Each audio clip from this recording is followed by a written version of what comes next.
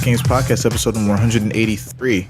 This is a show where we talk about video games and gamer-related things. My name is Frank from Palmento, and I'm your host. And as always, I'm joined by Alex Nunez. What's up, sir? Oh, not much, Frank. It's the end of another year is what it is. Yeah, and usually at the end of every year, we talk about the best games that we've played that have come out in 2017. So Usually we do, yeah. Usually we do, and that's what we're doing right now. That's what this episode is. But before we get started with that, we have a special returning guest. And I'd like to welcome back Bryan Newton. Hey, Bryan. Hey, Frank. Hey, Alex. Thanks for having me back. Thanks for coming back. We appreciate you, man. We appreciate you taking the time. And again, you're just a man of the people, man. Like you feel like you just want to come back and talk to us small people because you're doing great things out there in California. People.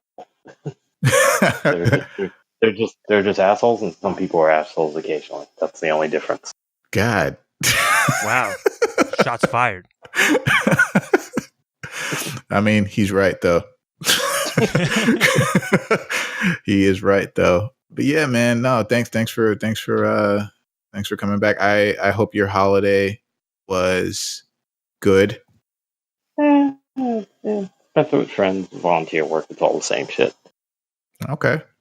So, like I said before, we're going to talk about the best games that we've played for 2017, the games that have come out in 2017. And we are going to do top 3. And yeah, let's just get into it and let's hopefully have fun with this. Let's start with third place if everybody's ready. Alex, you're up first. So what you got for us, man? Oh boy. So I don't know, it felt like it took me a while to put my whole list together. And at the time I didn't know how it was going to fall out with the numbers and stuff, so I was kind of surprised this made it up here so high, but my number 3 for 2017 was Hollow Knight. Okay. This game, obviously, we've talked about in the past.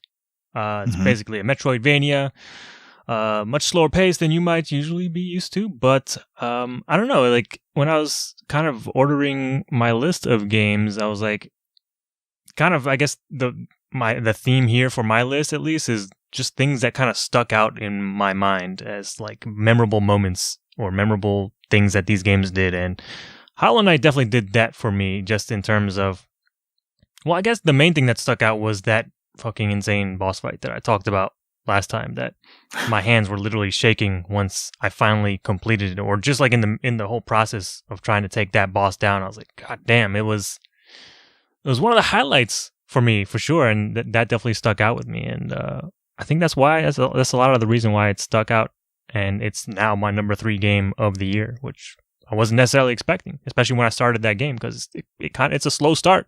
It's a very slow burn. And I've barely scratched the surface of that game, even like 10 hours later. But just that moment alone is like, that's pretty much the reason why it's on this list, really. Yeah, Hollow Knight. I would say Hollow Knight definitely does have those tense moments, though, like where the boss is like you barely beat the boss, like, or you'll like lose to the boss and you have to like, God damn it, I have to go all the way back now. And then you're like, all right, this time I'm not going to mess this up. So I do remember those moments in the game. Yeah. Yeah, and since I never really got into Dark Souls when that was a thing, this sort of steals some of that mechanic, at least with the death mechanic, because you die and you have to go get your spirit back to get all of your currency, which you need to find upgrades and stuff. And so it makes death kind of meaningful, and the stakes are there so you're like, fuck, I don't want to fuck this up again, because then I have to go all the way back to my last save point and then trudge my way back to this boss fight, or to at least get, your stuff back. But yeah, like this was the first time I got into kind of experienced that sort of gameplay, or that kind of like death, where the death mechanic where the stakes actually mattered. So I was like, yeah, it definitely heightens the tension there, and I look forward to playing more Hollow Knight. But yeah, this game is really fucking good, and I love it a whole lot. Very cool. Yeah, I feel like we've been spoiled with games of this type, where if you die, you just like respawn in the same spot, or like a spot that's like really close to where you died. And in this game, when you do die, it's like, oh God. Like I have to play like another hour's worth. I have to backtrack another hour to get to where I was. Yeah. You know? So it's crazy. Yeah, a lot of times death is just meaningless nowadays in most games. So yeah, this one kind of is not like that. Other games will punish too hard, so it's kind of like it's a balance that needs to be in play. Yeah, absolutely. Sure. Yeah, well, all right, man. Well, thank you. And so, Bryan, what do you have for us for your third place game of this year? So I chose a game which this is my first time playing the series that I missed out on the original, and since the other game I couldn't choose was also kind of a multiplayer online shooter, I chose Splatoon 2 for my third place game. I never played the Splatoon series, but it seemed to be all the rage. Checked out Splatoon 2, and it was a lot of fun. I like the competitiveness of it, but I also like the cooperation, because even though like I often play games, I like have my mute mic on, the fundamentals are so simple and solid that like you don't have. It's not like a massive like everyone has to like coordinate with one another. If like the enemy's flanking you, you have to like super contact them. It's like super twitchy. It's just kind of like a casual like, oh, let's just paint the town whatever color, and if we lose, we lose. But if we win, it's even better. Cool. And like the game doesn't take up much time. Like literally, a match will last like maybe 5 minutes. They're like really short on time, so you just want to, especially since I got it on the Switch. So if you just want to pick it up and play really quick, fast missions, that's cool. The one downside I would say about it's when you lose a lot, and this is where like team dynamics definitely come to play. It's really hard to level up. Ah, okay. Yeah. So you'll start at a low level for a long time simply because like actually it does a good job of like balancing out the team. So if there's like a lot of high number of people, level people, then it'll kind of like mix you up with the higher level ones, so you have a pretty decent chance of winning. But like if people aren't on their game, it really sucks. So stupid question. I know it's your third place game, but would you recommend that I should purchase this game? Because I've been on the fence for various reasons, but I feel like I've never played Splatoon at all, but I feel like this might be a game that I should probably get. Like, I don't know, like, would you recommend that I should purchase this game? Yeah, absolutely. Because like, this is my first time playing Splatoon 2. I would say probably get it used. You don't need like a new copy for it. And I don't think they do a lot of DLC content at all. But the one thing I didn't mention is that since like Overwatch is strictly like massive, I mean, it's an online multiplayer, you need to play online and with other people. But another great aspect of Splatoon is it has a single player mode. I took a trip from back in Los Angeles, back east, and I was like playing on single player, and it was great. It's not even like a really adventure campaign. It's kind of like doubles as a tutorial for how to use certain moves and kind of like how you can move around the character better. So yeah, Splatoon's a great game. Awesome. Yeah, but if you find it used or just get it when the price drops, that's nothing wrong with that. I don't think it's worth like full price. Okay. Yeah, I've been meaning to bite the bullet. I just haven't gotten around to it. It's just I don't know. I feel like what you said was very informative to me because, like, you know, it's like an accessible first person shooter where, you know, not everyone is poison to you when you play, but you know, it's not as frustrating. I'd say I get less frustrated on Overwatch, but only because like Splatoon is like the other thing you can do is like you can customize your characters a little bit, which will give you specific power ups.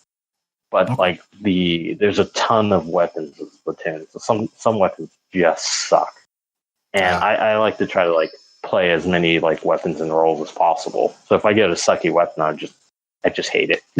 So I have to like change weapons really quickly. Gotcha. But I might be in a round and I can't do that, so it's like I just kind of like want the round to be over. But again, the rounds don't take that long, so it's not a huge like disinvestment if I suck one round. Okay. I guess I just have to have just more fun with it, I guess, if anything, and I guess that's what they're trying to do with it. All right, cool, man. Well, thank you. That's no problem. Good recommendation. I think I might purchase this game now, for real, because I think you're the first person that I've ever actually gotten like an opinion on Splatoon 2, like a detailed opinion on it with. So Yeah, all right, and cool. and it was my first time too. So Oh, all right. I'll probably get with you at some point. Get some Switch code sharing and hopefully play together or something. Mm-hmm. But all right, so I guess it's my turn now. So my third place game for this year. Oh my god, I love this game to death. Why did they do this? So my third place game is Sonic Mania, and I've talked in great detail about this game on this show. Yep. Alex is nodding his head because he's tired of hearing about it, but I don't care. I'm going to talk about it again because Sonic Mania, our friend Wilhelmina from Geek Mythology Crafts, I think she described it perfectly. Whereas Sonic Mania is the game that we needed, but not the game we deserve. I can definitely see that comparison because a lot of people had complaints with the game generally because they said that the game it banks too hard on remixing the older stages rather than having more new content, and people wanted more new content from it. But for me, Sonic is the game. The game was all about the nostalgia wave that it created for me personally, and I loved what they did with the game. Like even painstakingly so. Like they recreated like all the glitches, they recreated the physics, they recreated like the animations. It's just such a labor of love, which is why I absolutely adored this game. I was waiting for it patiently, even after it got delayed, and when it finally came out, I played it forever. Like 100% of the game. I have the game on like three different consoles or three different types of ways of playing this game. Oh my like God. I have it on the Switch, I have it on Steam, I have it on the PS4. Wow, I just got on the Switch. I'm in the middle of playing it. Yeah. I actually have 2 Sonic Manias on the PS4. So I couldn't wait. I had pre-ordered the collector's edition, like the big box with the Sega Genesis on the inside. So yeah, I remember that. So Amazon actually messed up my order and it didn't come until like 2 days later. And I'm like, no. So what I did is that I downloaded the digital version for PS4 just so I could play it at midnight. And I played it and I loved it. And yeah, this game is just it just brings back such a wave of joy for me because that's like the good old days of Sonic. And yeah, I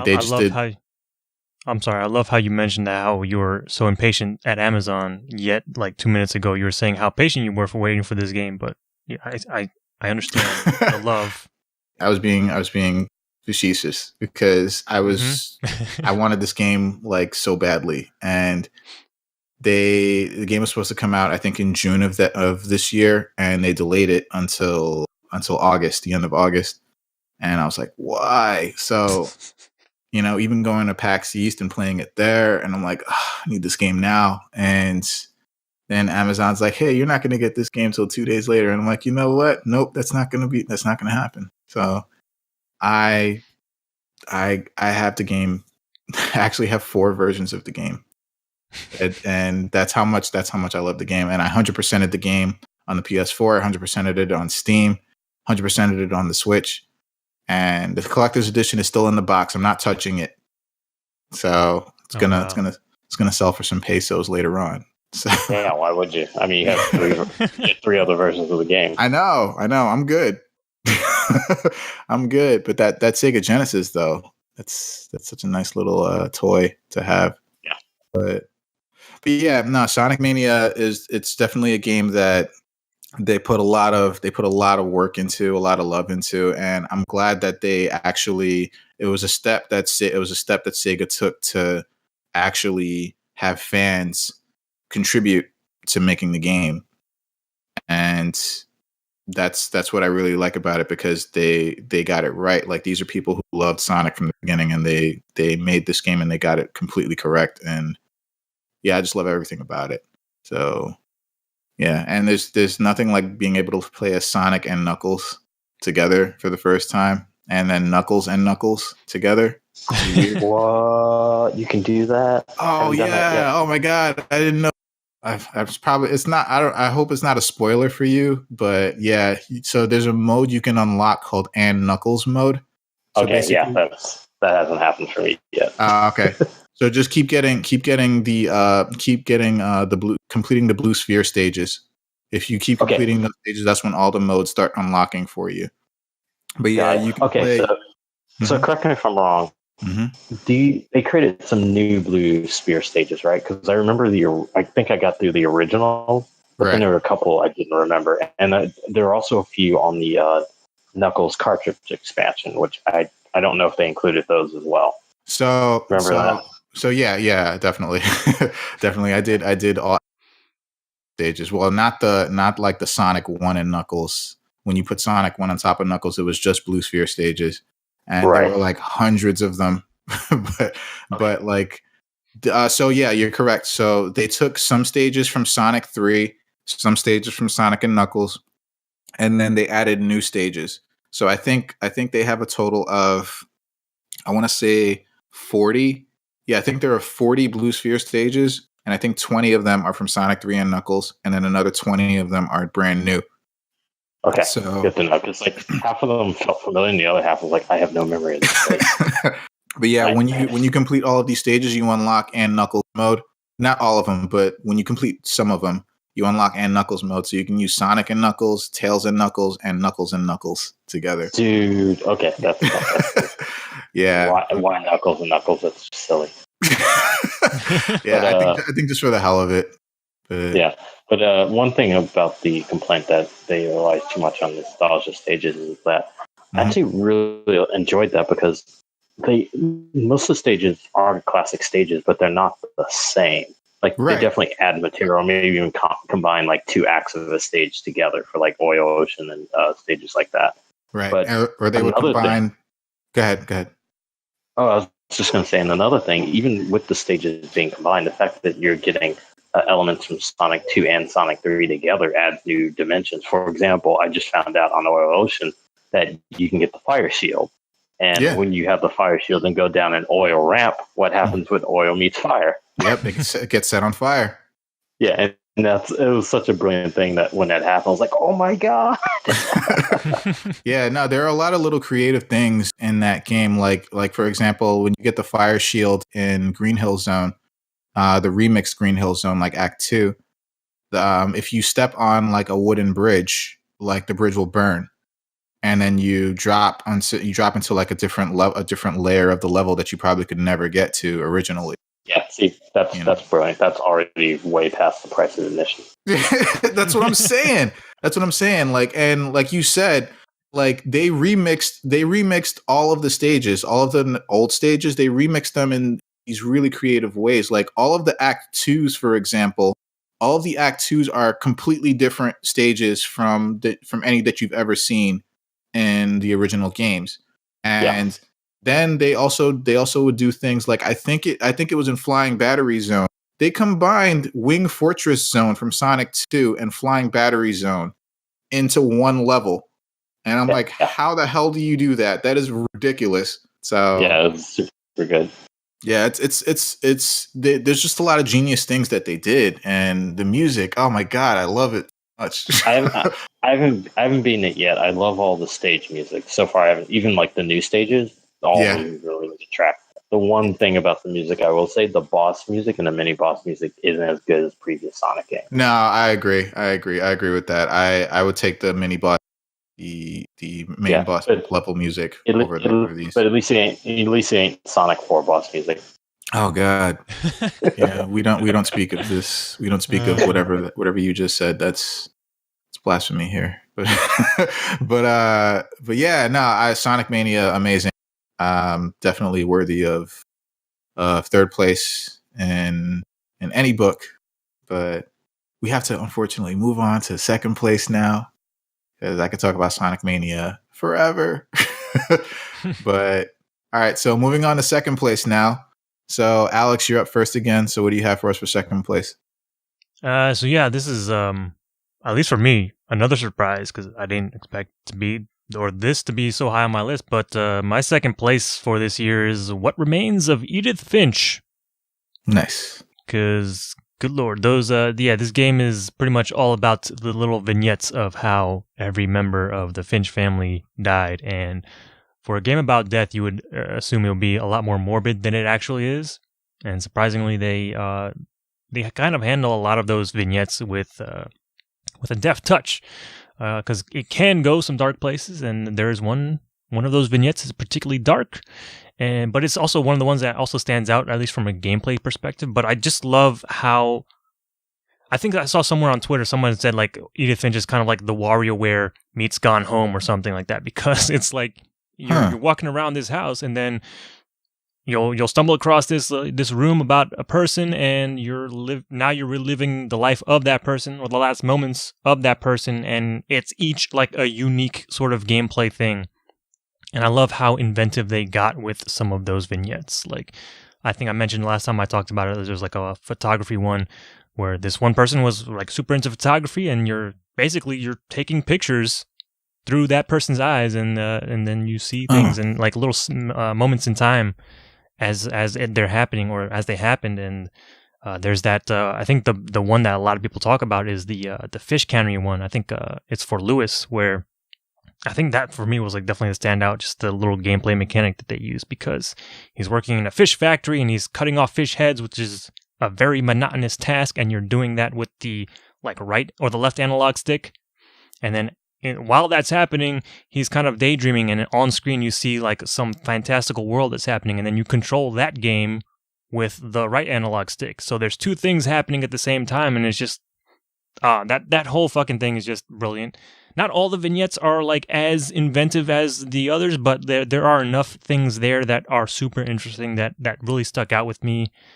There's one that deals with a little baby. You're a little baby in a bathtub, and that goes terribly wrong, and that could be handled very badly, but somehow they pulled it off, and it actually kind of works. But yeah, fucking What Remains of Edith Finch definitely stuck out to me, and that's why it's number 2 for me. I'd never heard of this game until you were just talking about it, Alex. I looked it up, and immediately I saw the cover. I was like, oh, that's Unfinished Swan. It's the same guys. Same. Yeah. I just looked that up, and now I definitely want to play it. So even while you were talking about it, I kind of half listened because I didn't want to get spoiled. Because now I'm going to get it. Fair enough. Yeah, it's definitely worth it. Yeah, very cool. I've also been meaning to getting around to playing it. I've been playing another like story-based game, Hellblade: Senua's Sacrifice, and so I finished that. So I think I'm going to move on to this for my story-based game fix. Yeah, and it's good because it's like you can finish it pretty much in a dedicated sitting, because it's like, I don't know, 3 or 4 hours. Yeah. Oh, cool. Yeah, definitely want to check this out. But all right, man. Thank you. Yep. And so, Brian, what is your second place? My second place game is Zelda Breath of the Wild, which I just started this year, and it's a great Zelda game. Yeah, even halfway through that game, playing that game, I was already thinking, I can't wait until the next Zelda. Yeah, it's a big one. That's game of the year. That game of the surprising. Not even surprised. I mean, it's like, think about it. For the past almost 30, 30 years. Basically, the past 30 years, we've known what a Zelda game to be, and this one gave us a new Zelda game. Finally, after all this time. I mean, I guess Link to the Past was Zelda 2, Link's Adventures of Link was a new game, but that one sucked. Yeah, that game was just way too hard. But yeah, you get Breath of the Wild, and just the simple implication, you can just go anywhere. And like I intentionally went backwards, quote unquote backwards, because like the first place I went to, Gerudo's in the desert. Because they always get saved for last. Like, nah, sisters, I'm hitting you guys up. That's cool. Yeah. And then the other thing I did immediately, I like the second you get off the plateau, I went straight for Ganon's castle. What? Oh man. Yeah. Did you get sniped? Oh my god, yeah, I was dying constantly, like specifically in the Hyrule fields, and you have to deal with the Guardians. So like I learned to sneak my way past those guys. And once I got to the castle, I found a way in, which is like an underground passage. I basically Metal Geared my way through most of the castle. I think I had 3 hearts, so anything would kill me in one hit. Yeah. There's one point I was in the dungeon, I found like a way to climb this beam that took me up at least 4 floors. Oh wow! And it's crazy that I was even able to do that because I found it and I had just enough stamina where I could reach 1 floor with just enough stamina left to make it, and then I had to rest for a bit and then climb up to another floor and just. I made my way up that way for a bit, and then once I got outside of it, it was just Guardian hell. Yeah, but of course, I didn't reach Ganon, but I got pretty close. I found out later. At some point, I was just like, I'm tired of dying. I want to do the adventure now. Wow. Yeah, but because of that, I also got a lot of good gear. So I had I had at least like 2 heavy shields at low level. So those things lasted for a good long time. Yeah, I forgot about that. All the good shit is right in the Hyrule Castle. Yep. And so I had that early on, so I was still killing like Bokobins and like Moblins. And I had a shield that lasted for a long time. I had some pretty decent weapons that lasted for a while, because the other thing people barely notice, like with each Blood Moon, the enemies scale up with you a little bit. Mm-hmm. I mean, that's kind of the point of it. So like at low level, they could barely do any damage. Like my equipment lasted longer, I would say. And there's so many great aspects of the game. I don't want to spoil anything for anyone who hadn't really played it, but it's one of the Zeldas that, like, Zelda never really had a personality before this game. Like the actual Princess Zelda, she was just like, I'm just nice and sweet, and I'm looking out for the good of Hyrule. But like, no, the sister's flawed now, and that's more interesting. And I will say, not my favorite Ganon, our interpretation of Ganon, but I'll leave that there. Okay, Ganon's my favorite character. So yeah, but like I would say, just experiencing Breath of the Wild is more important than simply the stories or the details of the game. Yeah, like it really is just open field fantasy adventure. That's the game. Yeah, I would definitely say like the freedom alone that you have with that game is phenomenal. It's just like you said, I just went backwards.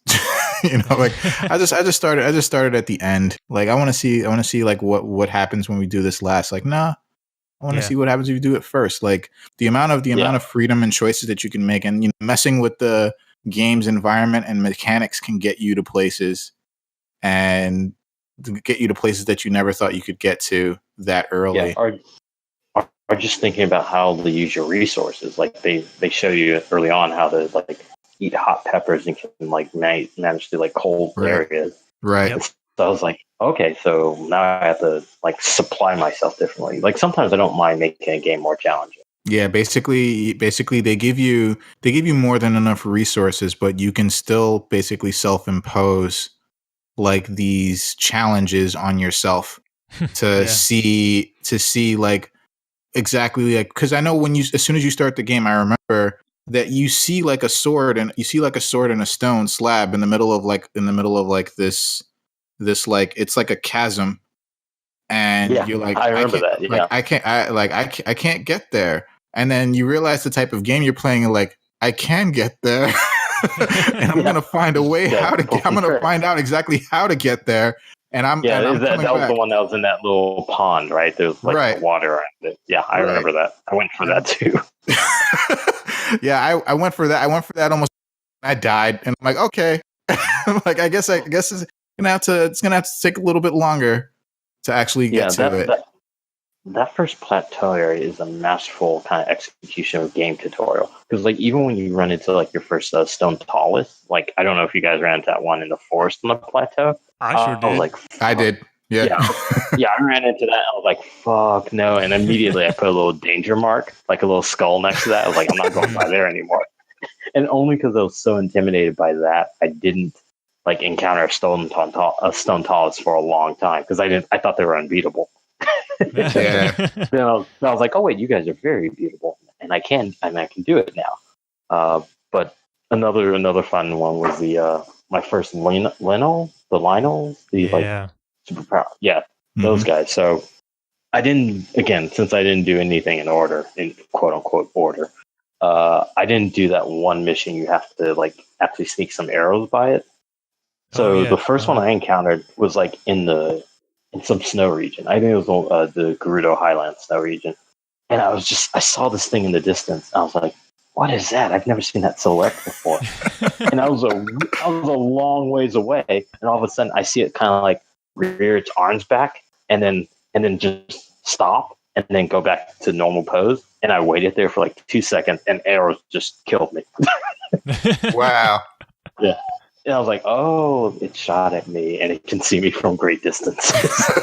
Like if you can see it, it can see you. Yep. Yeah, pretty much. Like I knew it reacted to me, but I thought I was like, oh, it's so far away, it can't do anything, so I could run if necessary. Nope. Didn't happen that way. Yeah. The game in its scope is just ridiculous. Like, yeah, they took a Zelda game and they innovated with it in a big way. You know, they took a simple concept of open world and they really like, no, this is really open world. Like we like it's very possible we haven't played the same game. You know, like we haven't encountered the same enemies or bosses. Yeah. It's almost guaranteed that you haven't played in the our same playthrough game as someone else. Yeah. Yeah, that's just the scope. That's just how large this is. And I would say the one like negative I would have on it is that the final castle is a really good stage or dungeon that I wish there was more of those in the game. And I'm hoping in the sequel they're able to incorporate like proper dungeons where you can like go into like find a ruin all of a sudden. I mean, there are ruins in the game. There are like dungeons in this game, but it'd be really awesome if they have a dungeon the way they have the final castle, where just you can walk into like a crypt or a tomb, and all of a sudden you're doing like a traditional Zelda dungeon crawl. Mm-hmm. Yeah, that would be dope. Yeah, but all right, yeah, Breath of the Wild, it's a pretty amazing game. I'm not much Zelda fan, but I like this game like a lot. So, all right, so thank you, Bryan, and I guess I'm next again. So my second place game is another Nintendo game, and my second place game is Super Mario Odyssey. God damn it. Super Mario Odyssey, a lot like Breath of the Wild, took over my life for a long time, and it's still incomplete. Like there's too much to do in this game. Now, as far as Mario games go, to me, it doesn't quite follow the same formula as previous entries, but to me, it's its own type of game, and I appreciate that. Whereas it's very exploration based. It's like you're going to spend most of your time in the hubs, in like these world hubs, and they're really large, and there are a lot of them, and the objectives that you have to, the thing is they give you objectives to collect all of these moons, but they just drop you in the middle of this world and like, all right, see what you can do. And you have to find all of these moons on your own. Like it is just like, why did they do this? Because this is just, if you're an explorer, you are going to lose your fucking mind in this game, because this game has everything a lot like Breath of the Wild. It seemed like there was a theme this year with Nintendo. It was like, let's make open world games for our most well-known franchises and see how that works. And it fucking worked amazingly. And Mario Odyssey is just, it's no exception. Like this, man, I can't tell you. I spent like days searching for like one moon because I didn't want to go on the internet because people are crazy and they've already like gotten all 999 moons like in 2 days. And I'm like, no, I want to do this the old fashioned way. And I spent like 2 or 3 days trying to find this one moon. And I'm like, how to find this moon? Turns out I needed to really just pay attention to like my controller, and I needed to pay attention to a spot I was standing on, because I didn't realize that maybe there was something underground when the controller vibrated a certain way, or like it would pulse, or it would vibrate constantly, or the pulses would get more frequent. And so I'm like, what does this mean? And so I'm like, when the pulse got like really fast, I'm like, all right, let me just try something. I jumped, nothing happened. I did a ground pound, boom, there's a moon. And I'm like, fuck, I spent 2 days. And all I had to do was do a ground pound and it was like in the middle of nowhere. It was nothing special about where I was. It was just they just threw so much of this, like so many of these like random moons. You're gonna have to search every single nook and cranny for these moons. And there are like hundreds of moons. Yeah, Breath of the Wild and Mario Odyssey do not lend itself well to excessive compulsiveness. Nope. I'm with you on that because god damn it. Like, God. Anyway, like I'm going to say, Mario Odyssey took over my life for a long time after it came out. It came out in October. It's December now, and I'm still kind of thinking about those moons that I need to go back and get. And I have like 540 something, and there are 999. And there's only 999 because the counter goes up that high. There are more than 999 moons in the game. Oh my god! I'm gonna have to find them all. I have to find them all. Why are you slacking, Frank? Huh? Why are you slacking, man? I don't know, man. I don't know. 100% at Sonic Mania like 3 times. I know, but Sonic Mania is like, straight line, point A to point B. Like Mario Odyssey is like straight line and then alternate timelines, and then like you're going to the moon and you're coming back. You're going to like the forest and the snow level and the desert level, and it's just like, and these aren't just levels; they are like massive. And then within these hubs, there are actual like Mario, like mini Mario levels inside these hubs, which also have their fair share of moons. And then there's the bosses of the game, which are pretty challenging for Mario games, I should say. And they have moons with them. And then the final level of this game, when you unlock the final world, like the dark side of the moon, when you unlock that final world, the final level in this game is like a giant fuck you to anyone who's played Mario, because that level is like, I think it's like 10 or 11 minutes long, and it's basically made up of all of the hardest elements of every Mario game you've ever played. Jesus. And no checkpoints. Oh my god. No checkpoints. No checkpoints. And I'm talking about like super mega hard. Like, I thought Champions Road was like the most difficult level they've ever done for Mario 3D World. That was the final secret level for Mario 3D World. That level was challenging as fuck. Nope, that's nothing compared to this. I thought like, even like you look at like the modded Mario levels that you've seen, where it's like, how do people do this? And even like some of the Mario Maker levels that you've seen make, like, how do people do this? Like this level's so hard that the people who created them can't even beat them. And this level is like that, but made by the developers of Mario. It's like, why did they do this? That's just wrong. It is wrong. It's absolutely not right. And the thing is, like, Mario Odyssey to me has like everything. It has charm, it has wonder, it has excitement, it has sadness, it has everything that makes like a great experience. And I thought I played the shit out of that game, and it turns out that I'm not even halfway done with like getting everything in the game. And that's just the moons. There are other things that you need to get to. The homages are crazy. I'm not even sure what happens when you get all. I strongly believe that there's a secret character in there somewhere. I haven't looked at the cheats to see if that's a thing, but it's very possible. The costumes. Play as Luigi. Play probably. That's how it's been for the past. That's how it's been for the past couple of 3D Mario games.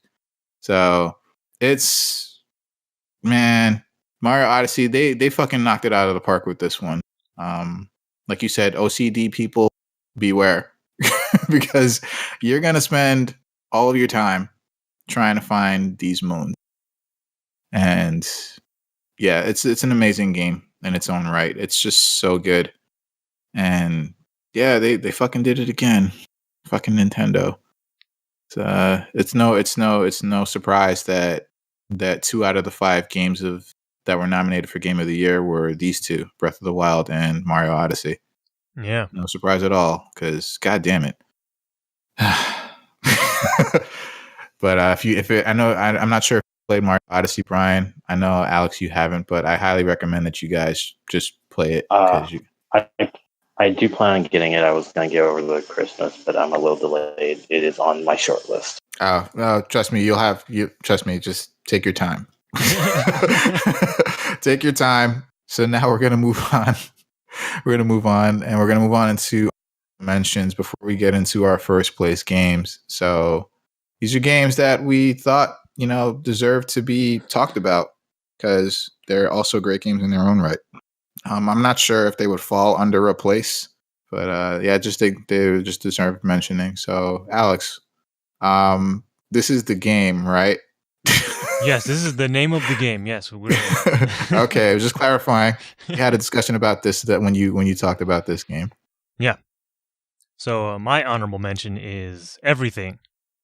Which again, everything is the name of the cheating, game. Alex. That's what I was saying. I was just, wait, did you really play Everything now? I did. There's a game called Everything, and I played it. Okay.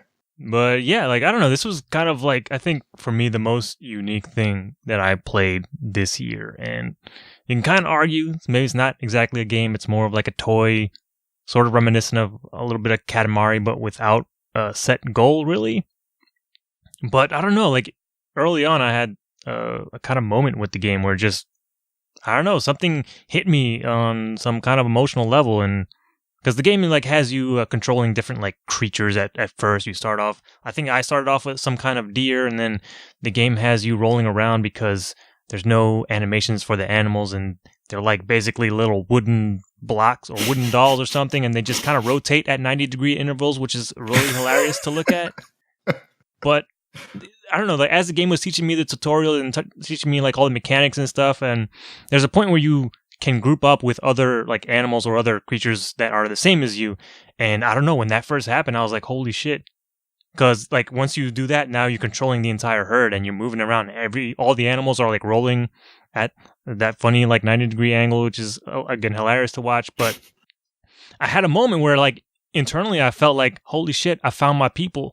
And it was a weird feeling that I didn't think I would get from this game. But yeah, the game has a cool message too around it. It's basically, I think I kind of likened it to video game version of Carl Sagan's Pale Blue Dot, because that's kind of what it's going for. And it's showing you that no matter what you are, because you're discovering things at different scales. You start off with animals and you can scale up to continents and planets, and then you can go back down to the subatomic level, and everything kind of controls the same. And no matter what your perspective is, there's similarities, and that's kind of the message of the game. But I don't know, it was a unique thing that I played this year. And again, looking back on the list of games, this is one of the things that stuck out. I don't know exactly what number I would put it on my list, but it's definitely something I wanted to pay homage to on my list. Absolutely. Every time you've talked about this game, I'm like, all right, I just need to be clear. Because it's the game called Everything. Got it. Yes. Okay. Everything in quotes. Yep, that's the name of the game right there. Okay. Cool. Brian, what about you? What's your honorable mention? My honorable mention is very briefly Wolfenstein 2, New Colossus. I played the original Wolfenstein games. I didn't play the first one, this one, which was called New Order? New Order, yeah. New Order, yeah. I missed New Order, so I kind of got an abridged version of the story from that. But what's really interesting about Wolfenstein, I played Doom. I think it was earlier this year or last year. And last year, yeah.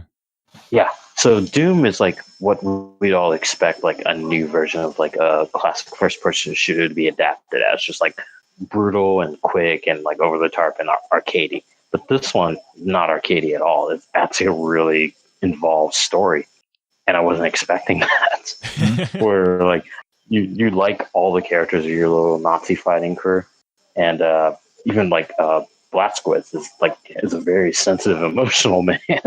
And I wasn't expecting that. And he still operates I just gotta kill all the Nazis. I'm cool, because the world we're living at now, I totally dig it. Yeah, we align with that. Yep. Yeah. And it's really interesting because it's like alternate history of if the Nazis won the war, and like this one specifically takes place if the Nazis have already like invaded and conquered America.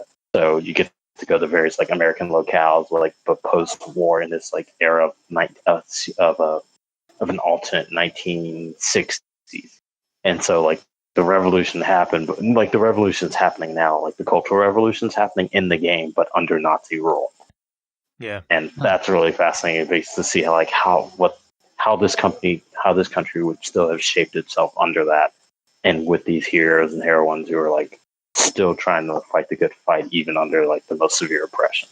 That's the story element of the game. The rest of it's just like brutally killing Nazis, and it's not an easy game either. Like I think there are like 6 or 7 difficulty settings, and I'm like basically the third from the bottom, and I'm still having a hard time. Oh. Yeah. Wow. Yeah. So, and I'm not done yet. So that's one of the reasons why it's my honorable mention. I can't put in a specific category because I'll know better once I'm finished. Okay. Like there was one specific area which I was stuck on for a month. Whoa. Oh, wow. And Jesus. Yeah, and I literally would. I mean, I wasn't playing like constantly, but like I'd play like every couple of days or every week and go back to it and still could beat it. I even pushed it down a few levels on difficulty. But I just did it to see if I could do it. I never would save that version. I would go back to the harder version, just do it until I got it done. So yeah, it's a good game. All right, cool. Well, my honorable mention is Cuphead, and Cuphead, damn, Cuphead came out of nowhere. Like it's a game that really has, I really dig the aesthetic of it. It's like a 1930s sort of vibe to it with the graphics and even like the film grain with the with the Fleischer style animation. Yeah. And even the music too is very like it fits so well. And the thing I like about this game is that even though it's kind of like what they originally intended it to be, it's still my favorite part of the game. It's the boss battles, because originally the game was supposed to just be boss battles, but I guess they felt like it didn't really have structure with it just being boss battle after boss battle without any like regular platforming stages in between. So Cuphead is phenomenal. Like everything is just so smooth. Everything works so well, and it's also really, really hard. Like really, really hard. Like, goddamn, why? But the thing is, it's hard the way old games used to be, which I can appreciate. Yeah, and that's exactly why I appreciate that as well about it, because there are a lot of games these days that hold your hand. And, no one will ever know the difficulty of like Contra or Ninja Turtles, the first Ninja Turtles game, the underwater level, or, damn that stage. Yeah. Never make it, like, ever. But Cuphead lends itself well to merging that style with every single element within that game. And it's a fantastic game all around.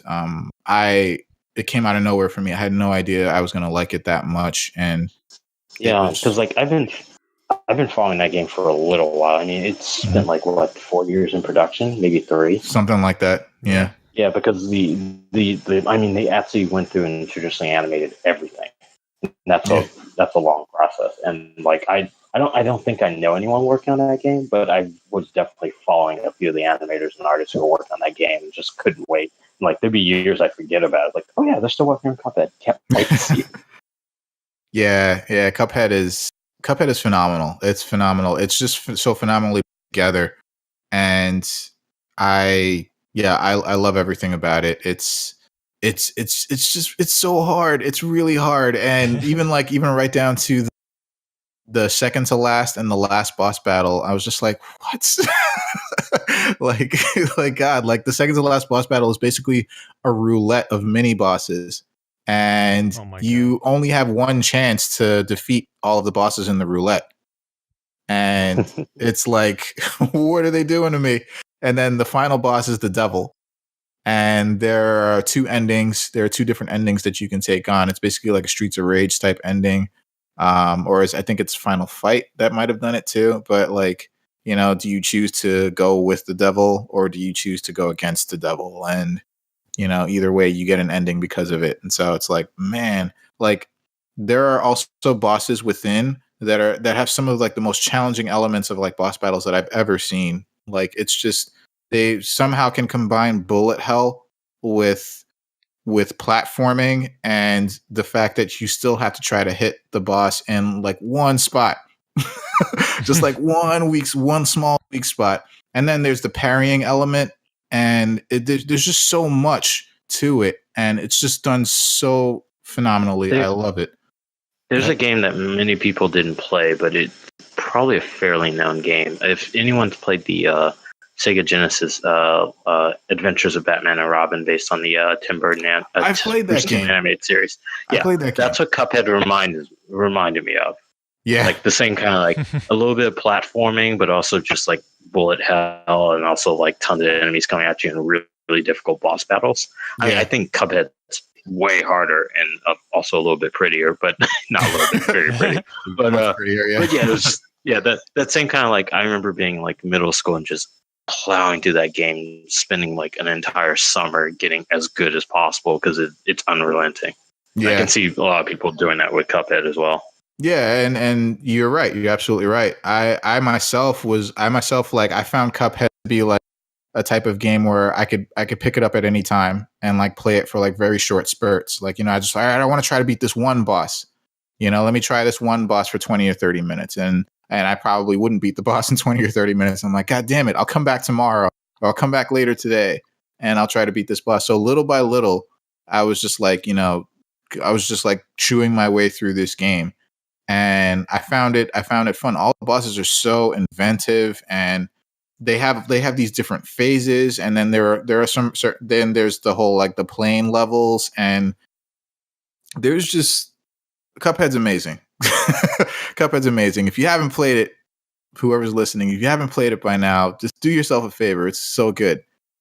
But I think the crazy thing about that game is that when they were making it, or when they set out to make it, they weren't that the art style was not even a thing in the beginning. They just kind of fell into that later. Right. Like they just wanted to make a Mega Man game first and like didn't think about the art style. I'm like, how do you fall into that and then also learn how to do that kind of animation and just knock it out of the fucking park? God damn. Knock it out of the park. They did. And even like all the bosses and everything about the game revolved around the style of animation that they chose to do too. Mm-hmm. Yeah. Like the humor in it too, because it's also a very funny game when you kind of like break down like the history of animation that you can like process through like different boss evolutions and different like character movements and how even characters are designed in this game. Yeah. And the cool thing, another cool thing about Cuphead is that there are so many like references to other games in it, specifically Capcom games like Mega Man. Mega Man is the most obvious. Then there's like Street Fighter references in it. I think there's Bionic Commando references in it. There's another Capcom game reference. I'm forgetting which one. I think there's like one or two Sonic references in it as well, as with the platforming levels. Yeah. I've seen a couple like spin dashes. Right. So man, Cuphead's amazing. It's so good. Just do yourself a favor and play it if you haven't by now. It's so good. But all right, I'm done gushing about Cuphead. It's just so good. I'm not sure where I'd put it, honestly. I think if I might have put it in third place if Sonic Mania wasn't Sonic Mania, man. It's just like Cuphead is so good. The fact that you're like gushing so much about this game and it's not top 3 just shows how crazy of a year 2017 has been. 2017 has killed me financially. Like it is just there's so many good games that came out this year. And I mean, just look at our list. Like there's almost no overlap over the games that we have on our top 3 list for this year. Right. That's kind of bananas on its own. Right. In previous years we've had overlap. I think every single year we've had overlap, but there's almost no overlap. Yeah. This one. But all right. So you guys ready? Moving on to first place. Oh boy. Yep. Best of the best, right? So Alex, you're up first. What do you got? What's your best game of the year? So speaking of overlap, my game of the year is The Legend of Zelda: Breath of the Wild. Deservedly so. Because goddamn, this came out like, I don't remember. It came out in March this year, and nothing has stuck with me like Zelda has since then, which is again very crazy. But I think for me the main thing that sticks out for me about this Zelda is they took the open world game genre and kind of flipped it on its head a little bit, because at least when I play other open world games, my main interaction is with the map.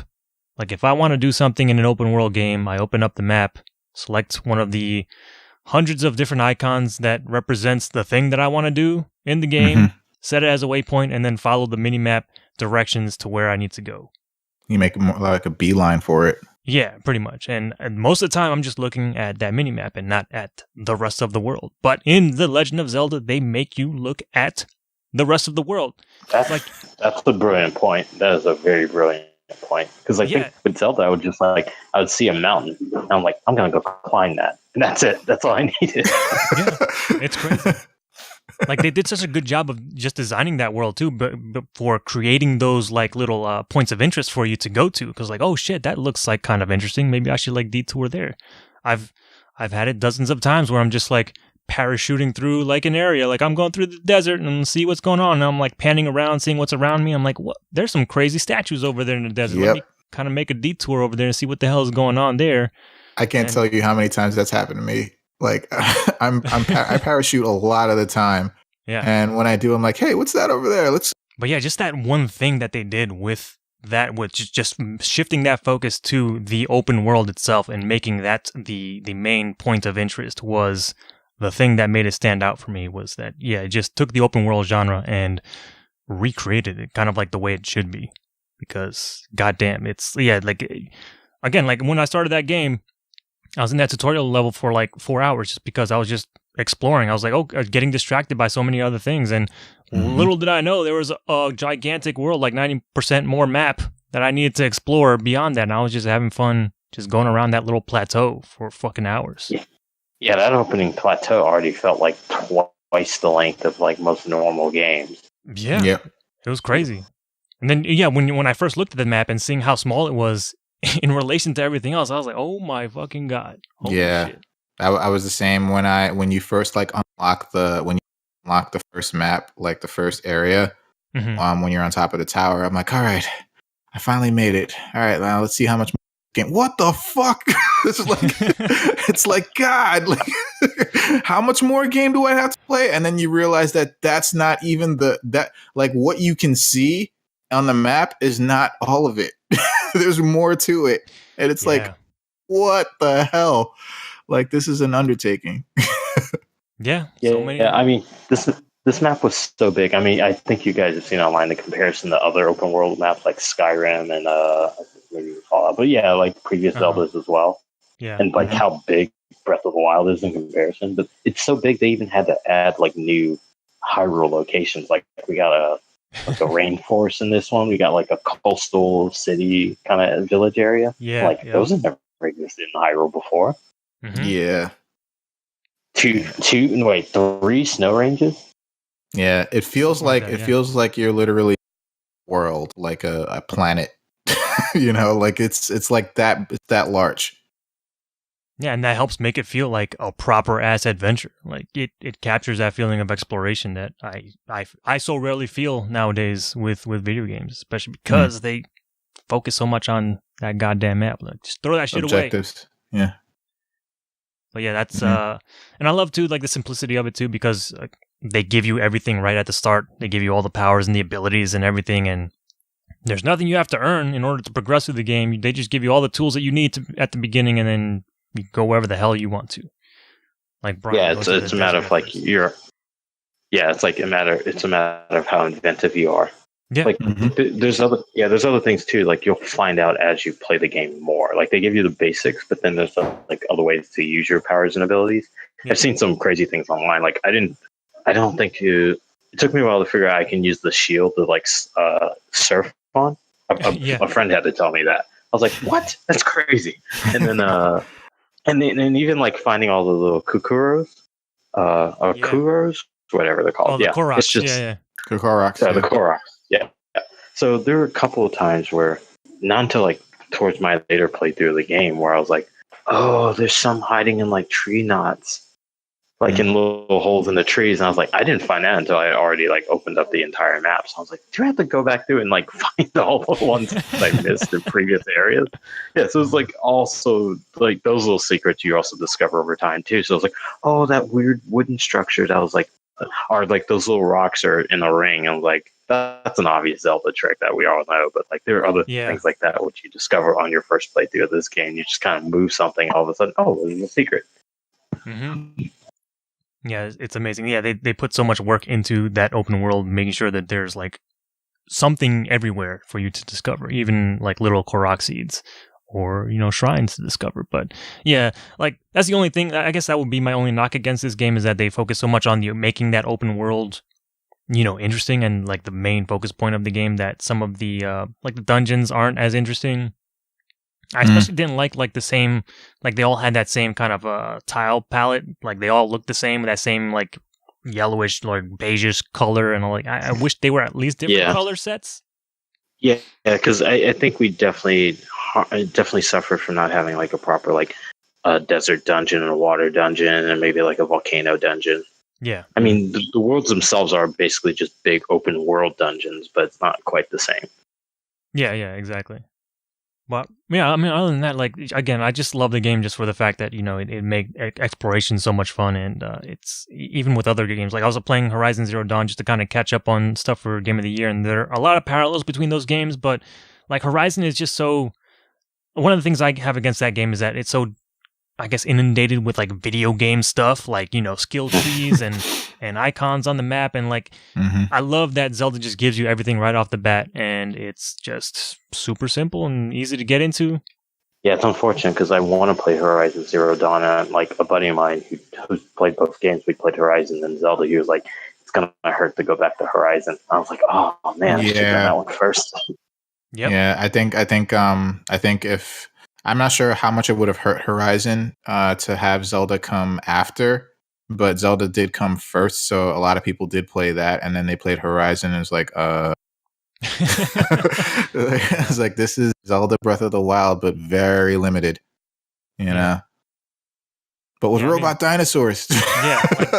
Like, that's the one thing it has going for it, is that, hunting those machines is probably some of the best part. Yeah. Yeah. It's very satisfying. But like everything else, like I was trying to like go in Horizon and like, oh, I'm in this mountain range. Let me try and climb this. I'm like, nope, you can't. I'm trying to jump this thing, which looks very jumpable, and the game is not having it. I'm like, son of a bitch. Yeah, I mean, I'm definitely gonna play Horizon because like the main character looks awesome, and then of course robot dinosaurs. But it's very similar to the idea I had in college.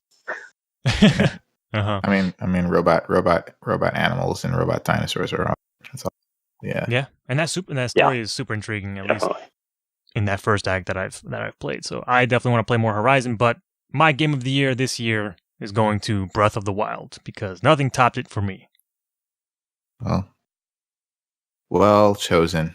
Yeah, it's the list we have is varied, but if there was any overlap, it would have been Breath of the Wild. I'm pretty sure. Yeah, I'm pretty sure to some degree. But all right, so Bryan, first place, what do you got for us? Okay, so my first place is it's an expansion to a game that came out last year, but the expansion is so massive that a lot of people consider it basically the third game in the series, this new series, which is XCOM 2, War of the Chosen. All right. I was highly anticipating this game. If you don't like turn-based strategy game, then this is definitely not the series for you, because this is becoming like the big daddy of turn-based strategy games, the XCOM series. Mm-hmm. Yeah. So what War of the Chosen does, I won't do a full primer on XCOM 2. It's basically based after the events of the first XCOM of the 2013 series. 2013 series, that basically humanity gets taken over by an alien invasion, And basically 20 years later, we've gotten comfortable with that. Like they've made like fancy cities, but also there's like a seed of kind of like there's something insidious going on with our alien overlord. So the XCOM has gone underground and become like a guerrilla faction team. So they strike out from the shadows against the alien overlords, and they find like the sinister evil plot. Basically, aliens are still bad guys. You got to kill them. But in the War of the Chosen, they added a new kind of boss faction to the game, where they now are these like chosen aliens who taunt you, stalk you, kidnap your players, and sabotage your missions. What? And also, yeah, while you're playing like the larger game. So normally in an XCOM game, you have a big ticking clock that you have to contend against. Like, oh, if you don't complete so many missions and you don't beat the bad guys within this amount of time, they win, you lose, permadeath. And there's permadeath too in the series. Yeah. But now there are like boss monsters who will kidnap and permanently kill your characters with ease because they're like super soldiers, and they will actively get stronger the longer they stay in play. So you try to take them out as quickly as possible.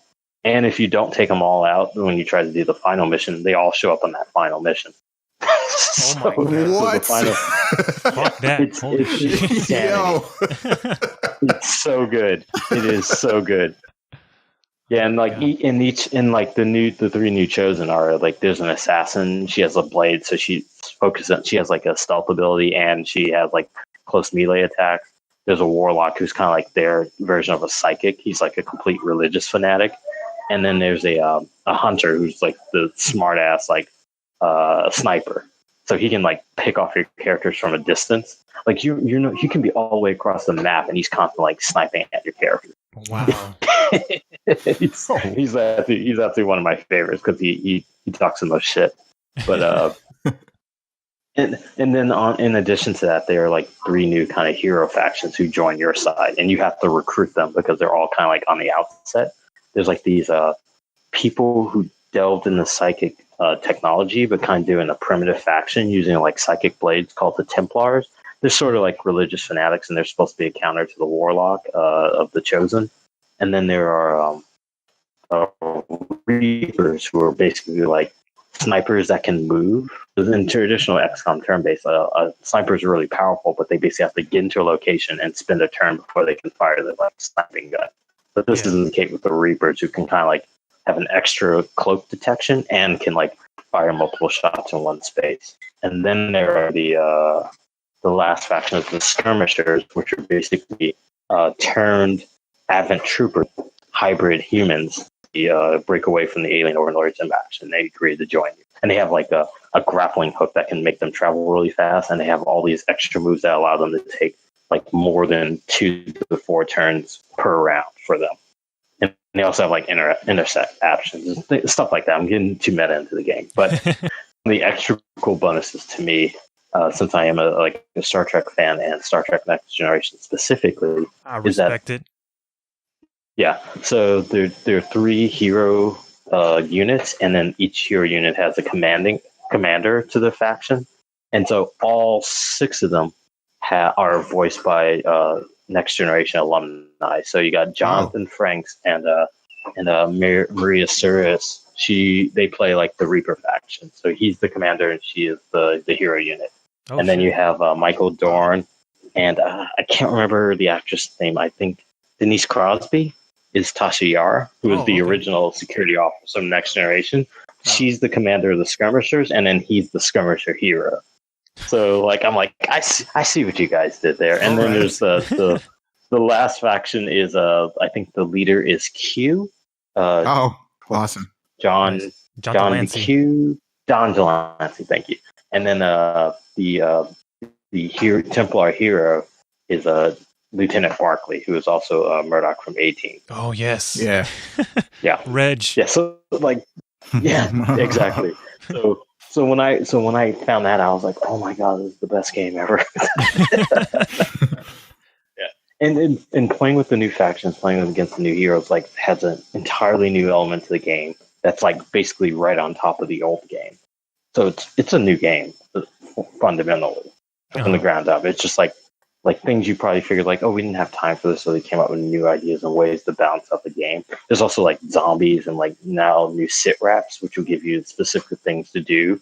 Like in the first XCOM, you have like supply runs, which like you run into an area, there's like a broken down train or a broken down truck, and you try not to destroy the supplies to get the supplies. Now they have supply runs. In addition to that, they have a supply run where you have to like find small containers and rescue the containers before the Advent alien forces pull up their own container. So now it's like a rushing supply run. So you can miss out on containers simply because you weren't fast enough. And because it's still a what's it called? I forget what they call it when the level generators are all different. Why am I blanking on that name? I'm going to shoot myself later when I remember this. But since every level is different and everyone's play is different, those supply containers could be anywhere. So you have to develop a strategy right there. You can't say, oh, I know this map, so I can just go here, here, here, and then do that. No, it doesn't work that way. You have to use your characters very wisely. And you have to spec them up pretty efficiently, and that plays in huge when you have to. Now that you have any mission, one of the chosen heroes, chosen alien fucking bosses can show up. You can ruin a mission. I've lost so many heroes thanks to them. I didn't know they could make XCOM more terrifying than it already was. Entirely. So that was that's for the Chosen in a nutshell. I highly recommend it if you're a fan of turn-based strategy, and if you're definitely a fan of XCOM, there's no reason why you should not be playing this game. Wow. Yeah, it sounds legit. Yeah. Like so that's why it's my number one. I'm not a fan of turn-based strategy, but I kind of want to play this game because it sounds like there's so many elements to it. If you like chess or board games, it's essentially doing that, but now your friends can murder your loved ones. Yeah. It's like, I put so much time into it. Well, I do like me some chess. Yeah. Now it's terrifying chess. Yeah, I think the main reason I didn't real stakes. I think the main reason I didn't pull the trigger on the sequel is because they switched that up. So like, because in XCOM Enemy Unknown, you could kind of like hang back and like take your time for the most part. But this one they kind of flipped it where you have the timer all the time and then you have to beat it in a certain amount of moves. And here's what they did with this: like now there are extra kind of like advanced options in the game where you can double the length of the timers and double the length of the avatar project too. So you can. So a normal mission that would take 8 rounds, you can push up to 16 if you want to play that way. Oh, okay. That's good to know. So it doubles the length of time. So like for people who specifically had that complaint, you can now just double length the timers. I actually think the timers make the game more interesting, but I can see why people are kind of like, because like you shouldn't be able to take your time. Yeah. There's some missions like you got to rescue somebody and you got to rescue them and go. It's like, they can wait. And they also do a thing, I think, where you can have an option where timers don't start. Actually, you can gain this option. It's something, a reward you can win if it's available. Right. Timers don't start until you do a certain action. So now, normally it's like a mission would last 8 rounds no matter what. But now it's like that timer doesn't start until you alert the enemy. Right. Like if they don't know you're there, they don't know you're there, which makes more sense. Yeah, you can kind of like set up like an ambush or something ahead of time and then kind of let things play out. Yeah, that's fucking cool. Yeah, I didn't know that about the turn timer that you could extend it. So that's kind of cool. Yeah, because the first game did a lot of psychological damage to me where I'm just like, I don't want to risk anybody. So many people have died. But that's part of the story. Oh, and the other thing that they added, and this is cool, for that dumb, they added like soldier bonds. So now, like soldiers who go on participate in enough missions together can like develop bondship, which will make them like to get stronger abilities together. Like you can have soldiers standing right next to each other when they fire an action. They'll get like aim bonuses and things of that nature, and then they'll get like special moves where they can like give each other an action in the middle of combat. Which is really helpful. But then, of course, with anything in XCOM, there's always the cost benefit. If that soldier dies on a mission, then that soldier who was bonded to that soldier may go berserk or may like go like super panic, suffer like negative side effects. It's just like you lose your best friend or whatever, or your lover. Who you can you can attribute that bond to whatever you want to attribute to. So if like the soldiers are lovers, they're best friends, or if they're just really good partners, because like you put a support class with a good sniper class. Yeah. Okay. Jesus. Yeah. Yeah, that is wow. That's pretty deep. Yep. It's good. It's so fucking good. I see. Yeah, man, that's awesome. Well, all right. I guess so. Thanks, Bryan. Thanks for enlightening us on where the chosen, because that's damn. No issue.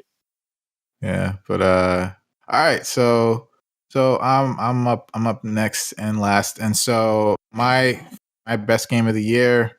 It's a game I wanted to win all the awards, and it won one award at the Game Awards. It's fine, but my best game of the year is Persona 5. Goddamn. Okay, so I always say that Persona 5 for 2 months straight, Persona 5 took every single waking free moment of time I had. So I would play the game literally every day. If I wasn't at work, if I wasn't teaching, if I wasn't eating, if I wasn't sleeping, I was playing Persona 5. And this game Persona is doing what Persona games have been doing, but doing it so well. It's just so much better. Like everything about Persona 5 is just a vast improvement over 3 as far as the game mechanics go. Now, objectively speaking, or subjectively speaking, I should say, whatever people prefer, people like 3 over 4, people like 3 over 5, whatever. But I think Persona 5 as a package is miles better, like eons better than Persona 3 and Persona 4 that came before, but with the same charming story and plot and characters and fighting engine, and it just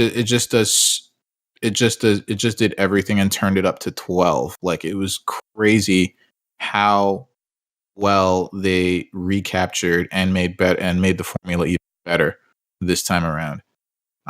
Everything about it, there's very few games where you can like go to school and get a job and balance your family life and balance your friendships, and all of these things actually play into the RPG elements of the game, where it's like you're going through these dungeons and you're fighting these battles, because all of those friendships and bonds and activities that you do actually play a part in your battles, where you get abilities that make you stronger in battle or make you more adept in battle.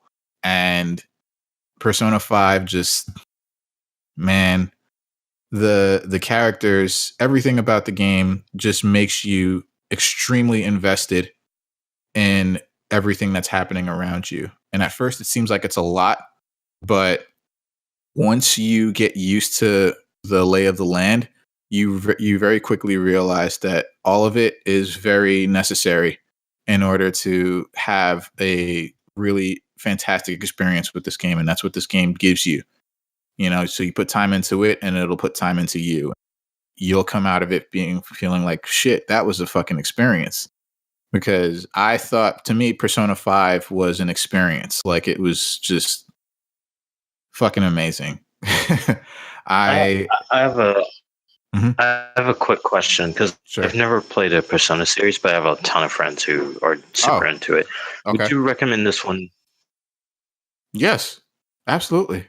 Couldn't to have never played a going fresh. I know a lot of the stories connect, but yeah. So I would definitely recommend, because like I said, this one is the most refined of any Persona game that we've gotten before. So no matter what you're interested in, as far as like if you're interested more in the story, more in combat, more in the plot devices where you have to like do things, day-to-day things, I would definitely recommend this one. It's the most refined. But I would also recommend Persona 4, because Persona 4 was a very big improvement over the third game. The third game was kind of like, it was more of a visual novel than anything. and you basically just move from like a cursor from spot to spot in order to interact with people or things. You know, you didn't actually see characters like moving around, and then when you were in combat, you never saw like any actual characters doing anything. It was all just, you know, like effects for like attacks and stuff like that. So then Persona 4 was a vast improvement. I would say you should play Persona 4 Golden on the Vita if you happen to have a Vita. If not, then I would say play Persona 5 because Persona 5 is available on PS4 and PS3, and it is by far the most refined Persona game to date. It is the cleanest. It's the cleanest looking. It's the Persona games in general. Persona 5 is one of the most stylish fucking games I've ever played in my life. Like, fuck. Like the everything about it visually, the menus, like this is stylish as hell. Like art design, animation, phenomenal. Fucking nominal. Like this is like top-notch shit. And the music in Persona games have been like well known to me, well, in my opinion, I think it's some of the best music in video games, period. The music in Persona 5 is so good, and it follows a theme with the more kind of like mellow, laid back jazz and funk that they have in Persona 5, whereas Persona 4 was more like pop and rock, and Persona 3 was more like kind of like a little bit of all genres. Had like hip hop, rock, trance, punk. Like it had like a lot of genres in it. But the music in Persona 5 actually follows a theme, and it follows a theme within the game. And the game's overall story is really well told. You know, the plot tells the story really well, and it's like I also love like a type of game where the final boss is like something absolutely astronomical, like almost in a literal sense. Like Bayonetta, for example, the final boss is God. You know, like in Persona 5, the final boss is Cognition. And I'm like, this is insane. I'm like, this is insane. The final boss is a fucking like idea. You know, like the final boss is like an idea in physical.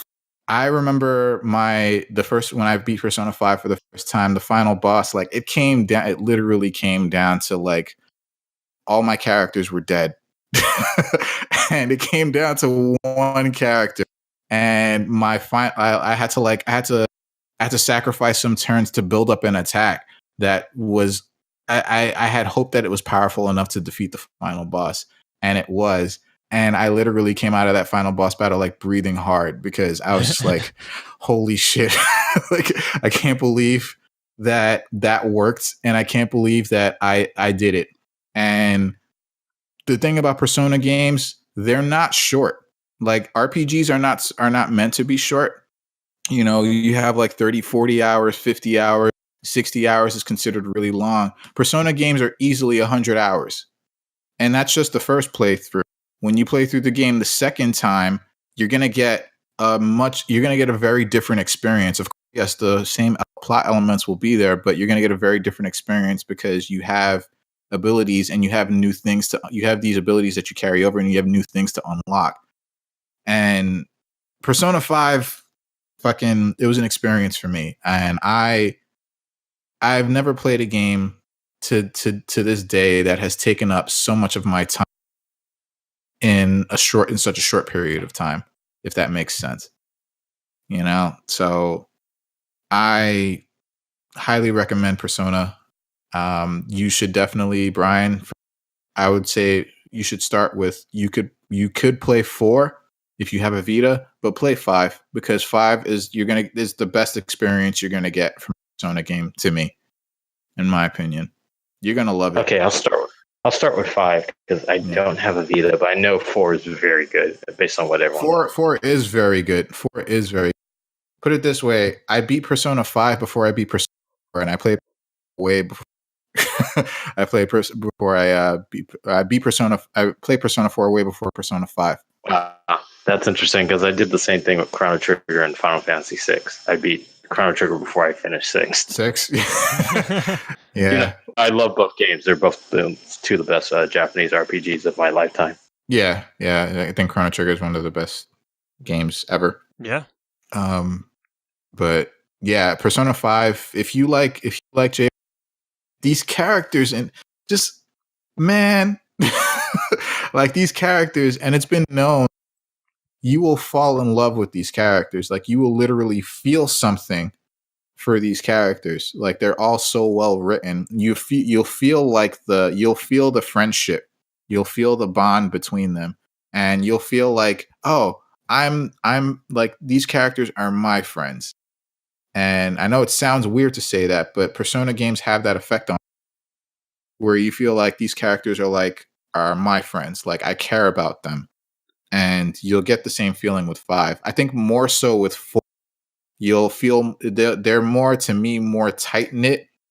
Like you feel like the bond and friendship a little deeper with the characters in Persona 4. But Persona 5 characters, you'll love them all for your own reasons, because they're all so well written and just so well done. And man, the final thing I'll say about Persona 5 is that I can't believe they're able to blend so many elements into one game. Like there's so much to do. You will never be at a loss for anything to do to pass the time. You know, it's just, it's amazing. Yeah, if you haven't played Persona 5, get on it like immediately. It's so good. Yeah, I guess that's it for that, right? I think so. So yeah, all right. But before we go, I just wanted a discussion on what we can look forward to in the new year, and if you have any gaming last episode of the year. So yeah, anybody want to start with? And it's open to whoever, matter. I can't think of anything. I need to hold on. Let me look up some stuff. All right, Alex, anything? Stuff I'm looking forward to next year? I'm going to try and catch up on all the 2017 games that I didn't get to play this year. That's probably that's what I'm going to be doing too. Like, I guess Odyssey's going to have to wait until 2018. But I just thought of one, Spider-Man. Yep. Oh my God. Mm-hmm. Yeah. Oh my God. My buddies. So looking forward to I got some friends working on that, so I can't wait to support. What? Oh man. Just rub it in our faces. Why don't tell them I can't wait to either. Yeah. I keep forgetting about it because they leaked it so long ago. We've seen almost nothing about it. Yeah. It's kind of crazy. Yeah, the stuff we have seen, it's like the same thing. Like they're being really tight with information on that. Yeah, definitely. So yeah, that's one I can definitely say. Oh, Spider-Man's going to be dope. I think I mentioned it's part of the same team that did Sunset Overdrive. Yeah. Mm-hmm. Yeah. I can't wait for Spider. Yeah. I'm also looking forward to Dragon Ball Fighter Z, which is coming soon. Very soon, surprisingly soon. Good Lord, dude! Yeah, and with so many characters. Like at first, I was like, they're gonna need to make a second one to put in more characters. Like, nope, this is it. They got pretty much anyone you care about. And the potential for DLC is ridiculous with this game. So you're gonna see more characters come in, I'm sure. So yeah, I'm definitely looking forward to that. That's like one of the first things I'm like Dragon Ball Fighter Z and Spider-Man. I'm very much looking forward to Spider-Man. Ever since I saw that they had Miles in it, I'm like, what? Like what? That's crazy. So I'm looking forward to that very much. But so I guess a New Year's gaming resolution for me would be that I definitely want to start like committing or to, I think it might be the same resolution I had 2 years ago, but I want to commit more like actually finishing games. I need to stop and I need to really focus on finishing all these great games. But do you though? I do. I kind of like participating in the gaming buffet, just a little bit of everything. Yeah, but I feel like I feel like it gets distracting. It can You be. know, like it's like you're just playing everything and then you focus on thing or a really great game. It's because you're a completionist. Don't do that and play on easy, and you can get through a lot of games very quickly. Like I feel like it's like a great, like it has to be like an absolute amazing game in order. Like if you're a buffet person, it's like it has to be an absolutely amazing game to keep your attention that long. Yeah, For you to want to complete it, you know. Speaking of amazing games, and potentially next year, it might not be Last of Us 2. Maybe, but Last of Us Part 2. I doubt it will be next year though. Yeah, me too. If it was, it'd be the end. Yeah, God of War then, and Shadow Colossus, the HD version. Oh yeah, I can't wait for that. That's coming out very soon. Yeah. The second they showed that trailer, and the trailer had that little choir version of what's the Revive Power. That's the name of the track from Part 3. Sorry, that's from the third boss from Shadow Colossus. I was like, all right, this game's gonna be the shit. I've been thinking of replaying Shadow Colossus regardless, but now that this is coming out, I'm like, fuck that, I'm just gonna get the new one. Yeah. Mm-hmm. Yeah. I'm also looking forward to Monster Hunter World. I've never played a Monster Hunter game before, and I played the demo of this at Comic-Con, and I'm excited. Yeah, I'm going to be on that one too. Yeah, I'm very curious how God of War comes together, because what that actually is, because they haven't really shown a lot. We've seen some sort of cinematic trailer so far with like. Well, I think it's brilliant. Yeah, I think it's brilliant the fact that like, without trying to spoil too much about the first 3 God of Wars, is that it's where that game ended up. This is only the natural extensions. Like he's just going to go around and kill all the mythical gods. So now Norse gods, it's your turn. Maybe in the third arc, it's going to be the Hindu gods who just start like murdering Shiva. Vishnu, Shiva. Yeah, that would be amazing. You can go to Japanese gods and go to Native American gods. Just kill all the gods. Yeah. Yeah, I never really thought about it like that. That's pretty cool. That's actually like really funny to me, but like that's like you're right. It is a natural progression. I'm like, oh, he's like, all right, I'm done with the Greek pantheon. Let's go to the let's go north and like kill all of them. Yeah, I think it's just super interesting that they've kind of toned down Kratos, give him a kid, and now he's all responsible and everything. He's not the perpetual rage machine that he used to be. So, right. I mean, that's what happens when you get older. Yeah, you just gotta calm down. Sometimes you still gotta crack some skulls. Yeah. Red Dead Redemption. He hasn't forgotten how to do that. Red Dead Redemption 2. That's another one. Yeah, I'll say one thing about the Red Dead so far is that the hero playable character, I hope he's customizable because I don't like his look. He's just so generic. He's so boring looking. Yeah, I kind of feel that, but it also be. I'm not sure if it'll be. I'm not sure if it'll be customizable. So, like, it's not like in Rockstar's repertoire. Yeah, it's not something they've done so far. So, I don't know. Just based on track history, I don't know if it's going to happen, but that would be great if they did. Like, still fighting games I'm still excited for. Dragon Ball FighterZ, obviously, and I'm still weirdly excited about Arcade Edition for Street Fighter V. I'm weirdly excited about it, too. I think I'm going to like all my time to Dragon Ball. Yeah. Like, I mean, Arcade Edition is a free upgrade if you already have it. So it's just, yeah. But now I want to know all the balance changes and see what what the new characters bring. Bringing Black Blanca, baby. I'm so happy. Yeah. I kind of want to see what Cody's going to be like. Yeah. That's going to be ridiculous. But I don't know. I can't think of any other possible 2018 games to be excited about. Yeah, 2017. I think we're still reeling from the games this year. Yep. It's a lot. So many. It's a lot. I still have so many. Like, I still have Persona 5 wrapped, unopened. Oh my God. I haven't touched that. What are you doing? It's the same deal. Haven't touched that. It's just, hopefully I'll get to finish Horizon Zero Dawn. But yeah, it's, I've got plenty on my plate. That's for sure. All right. Well, Brian, any New Year's gaming resolutions that you can think of? I think I'm in the same boat as you. I just want to finish stuff. I'm taking too long. So bad. Yeah. Don't worry. We'll get on it someday. Yeah. Someday we'll just have to chalk it up to New Year's resolution. Or just hope that the game industry crashes and stops making games. Yeah, let's just like take a break. Let's just like take a break. Just take a sabbatical. Just stop it. And just let us enjoy.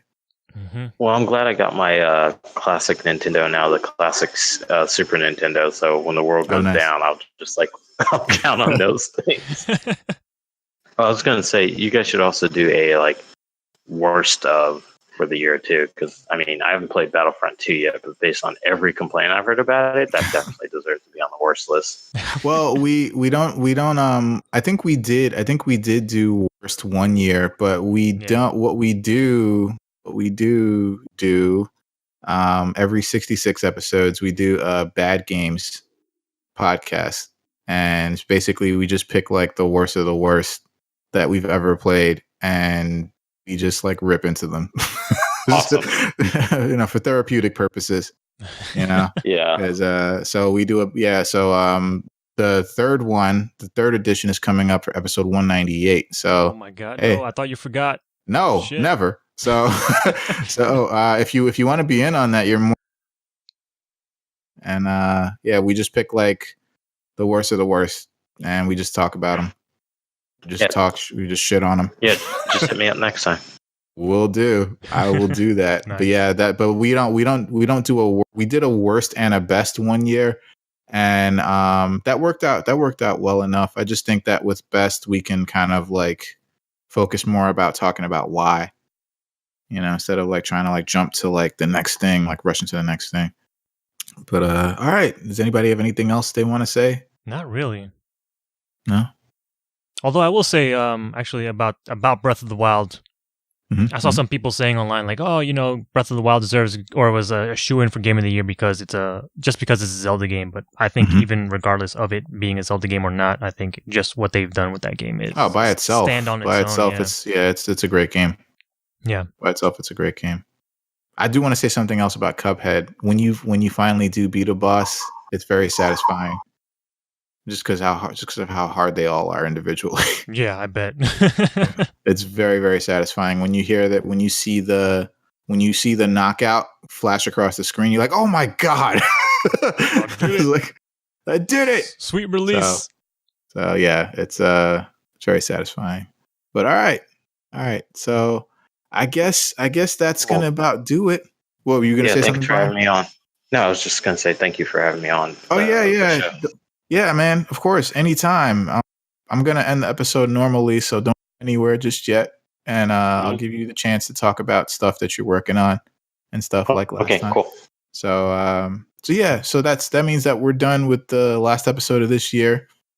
So before we officially go, we would like you to visit innercitygeeks.com, which is where we're located, where we have a bunch of stuff sometimes regarding everything geek. You can listen to some of our old episodes on our YouTube channel. It's Good Games Podcast. You should also subscribe to the channel while you're there as well. And it's just another place where you can listen to our content. And you can also listen to us on iTunes. Give us a review. It's the best place. It's the best thing that you can do for us. Just let us know what you think of the show, whether you like it, whether you don't like it. Just let us know how we're doing so we can improve or stay the same. You can also listen to us where all podcasts are available to be listened to. And I also want to encourage everyone that if you're going to do any kind of Amazon shopping, I know the holiday is pretty much over by now, but if you want to do some last minute shopping and get some last minute shopping in there, there's an Amazon banner on the right hand side of the page. When you click that, it'll take you to Amazon and then go buy whatever it is that you were going to buy. And when you do that, a little bit of that will come back to us so we can provide more show and more content just for you. You can reach us on all of the social media, Twitter, Instagram, at Inner City Geeks. The Twitter for this show is at Good Game Podcast. And you can also email us at goodgamespodcast@gmail.com. And so, Bryan, if anyone can reach you or would like to reach you, tell them how they can do that. Sure. You can find my Twitter as Dark King Zoro. All one word. If you want to hear me rant about politics and occasionally retweet other artists, that happens. Oh, and yeah. then and then if you want to see me any of my other endeavors, you can check out the Animation Success Stories podcast. That's the ASS podcast. We have a YouTube show. Every couple of weeks or every month or so, we interview other people in the industry, production people, writers, voice actors, other artists, illustrators, to talk about how they got into the industry and like their trials and tribulations. It's a lot of fun.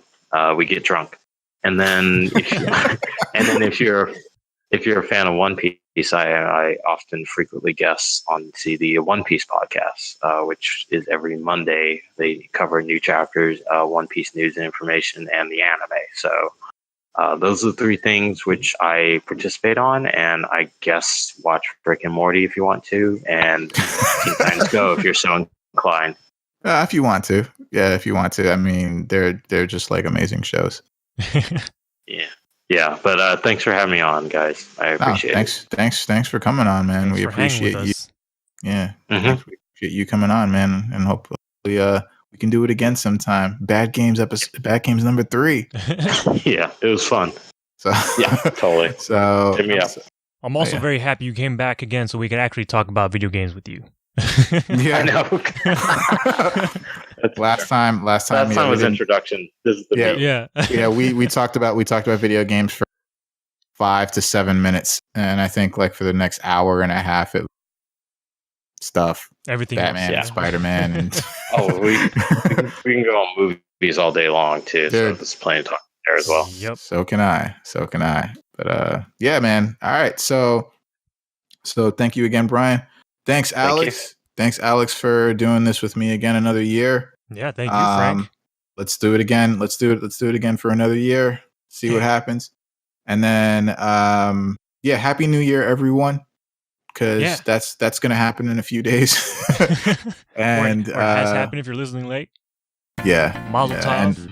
And we Mazel tov. And we hope that your 2018 will be a great one. And in leaving, as always, we say good games, everybody. Good games.